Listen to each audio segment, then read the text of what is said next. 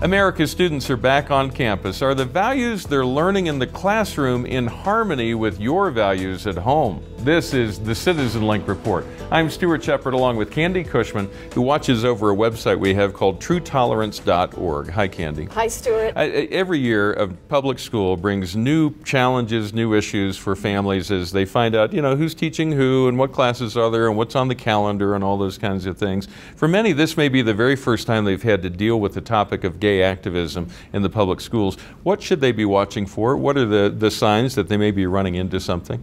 Well, Stuart, we've been tracking this trend for a while now. It's true that promotion of homosexual themes, the deconstruction of the meaning, the traditional meaning of family and marriage is happening more aggressively and more frequently at younger and younger ages in public schools across the nation. It's definitely something that sadly parents need to be aware of.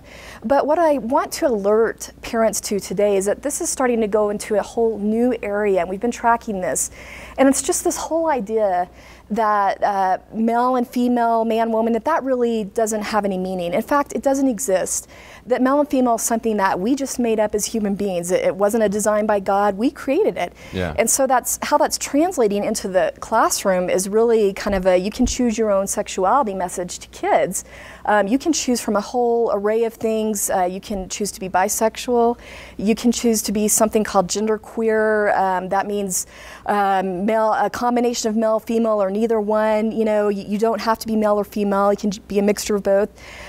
Things like experimenting with transgenderism, which gets into cross-dressing behaviors, just all kinds of things. And really, I think when you boil it down, it's a message of sexual anarchy, sexual chaos, and sending a message of gender confusion to our children. And you brought a book that's one example of that, that some parents may see on a shelf. Yeah, the way this plays out a lot of times is through books that are promoted to kids in the classroom. Yeah. So this book is an example of the kind of things that parents might encounter in the classroom. This is a book about a boy that struggles with his identity. He begins to identify as a girl. He likes to wear dresses. And so, I think, Stuart, we can assume that the majority of parents don't really send their kids to school to deal with things like cross-dressing and transgenderism. They want them to teach the basics, math and reading. And so what we're concerned about is parents having the right to weigh in on how, when, and if these topics are approached with their kids. And when I see this book, it's even the publishing of it, the shape of it, the binding, it's designed to feel right in the hands of an elementary school kid. Mm-hmm. Now, this might be a topic that would be appropriate for a high school classroom to talk about academically, but to bring it into elementary school in a children's book form is kind of troubling. It's not what parents are sending their kids to school to learn. We send them to learn academics, to become American citizens. it's not to experiment with homosexual activism. I'd like to just give you another example, Stuart. Sure. Another way that parents need to be aware that this stuff is coming into their schools is through trainings. I've talked to a lot of parents across the nation that find out that there was a training held on campus that they didn't even know about it. They learn about it after, and all of a sudden all these materials are coming into their classrooms after the training. Yeah. And so again, GLSEN, the Gay, Lesbian, and Straight Education Network, is one of the largest groups pushing these trainings. And in fact, they encourage schools to require trainings as a part of an anti-bullying campaign. And they market this resource as the way to do that, the way to have a training for that. It's called the GLSEN Lunchbox. So be aware if you see this cropping up in your school. And in this lunchbox, I've pulled out two teacher training cards, educator training cards.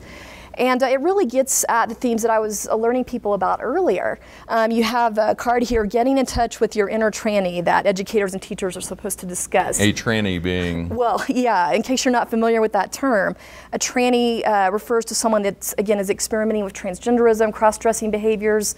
The way this is explained to your kids a lot of times is that the sex that they were born with doesn't match what they feel in their heart and their head. That's kind of how it's being taught to children. Yeah. This card, deconstructing definitions of family.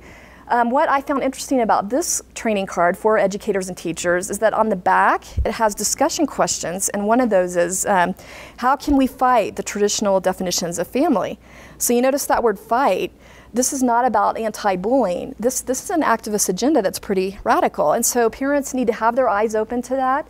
Don't be afraid when you hear about a program from GLSEN, Safe Schools, to go in and start asking questions and to let your educators know what it's really about, and our website makes it easy for them to do that. What that language sets up, if your family believes firmly, based on Christian beliefs, that a mom and a dad married for life with children is God's design for the family, that's His timeless design, it's the goal that we're aiming for, then they're saying they're fighting against you. You're the enemy. They're asking educators to fight against that, which really isn't the role of our teachers, and I think even a lot of teachers would be uncomfortable at being in the position of having to, quote, fight against a lot of the important moral values and religious beliefs of the people in their school community. Now let's talk about the resources on the website. You mentioned that real quick. Talk about the tools and resources you have that parents can take advantage of there. Well, seeing this trend happen, we really wanted to do something that would strengthen parents' ability to protect and safeguard the innocence of their children in the school.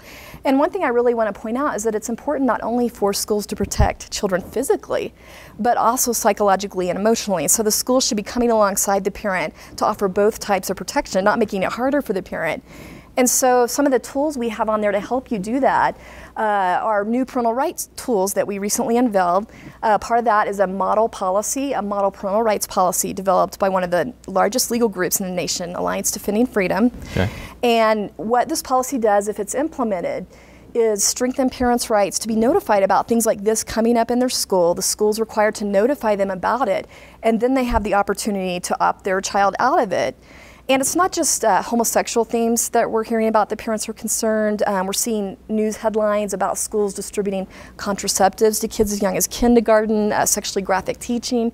And so we hear concerns from parents, and so this model legislation also addresses all of those areas, and it can be used at the state legislative level or the local school board level. Now, it's one thing to identify these problems. It's something else then to respond affirmatively and in a Christian way. I mean, we don't want to go in with the baseball bat and clear out the offices or anything. How should parents respond? How do they approach this? Well, I agree with you, Stuart. It's so important to be proactive and go in with a positive solution when you approach school officials.